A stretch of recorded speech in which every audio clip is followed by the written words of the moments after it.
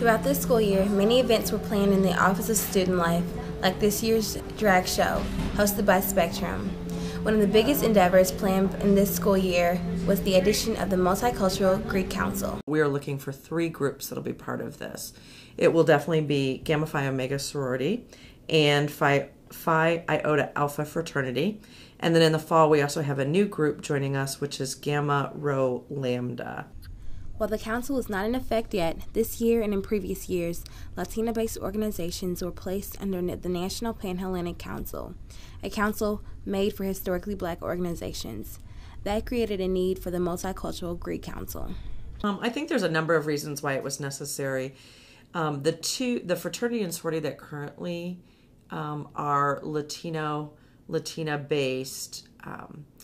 weren't necessarily having the same issues or concerns as our MPHC fraternities and sororities, as well as our MPC and NIC fraternities and sororities. And so this is a great way for us to have a 4th council that really can program and address the needs of our Latino students. The addition of the Multicultural Greek Council will ease tension among other organizations, says Mikey Whitaker, president of Gamma Phi Omega Sorority Incorporated. Like a big problem when my sorority, which is now housed in the Multicultural Council, was housed under a National Pan-Hellenic Council.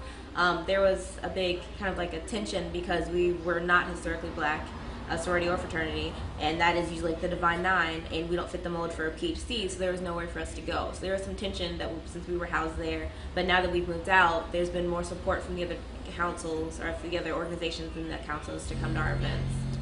The addition of this council relies on the new charter of Gamma Rho Lambda, an LGTB sorority. They are actually working with that national organization to petition them to be a fully functioning interest group. So there are 16 women who are either lesbian, transgender, or an ally that wants to bring this sorority to Ball State, and then they would fall under the Multi-Greek Council. Once the planning stages are over, the Multicultural Greek Council will regulate its organizations the same way other existing councils do.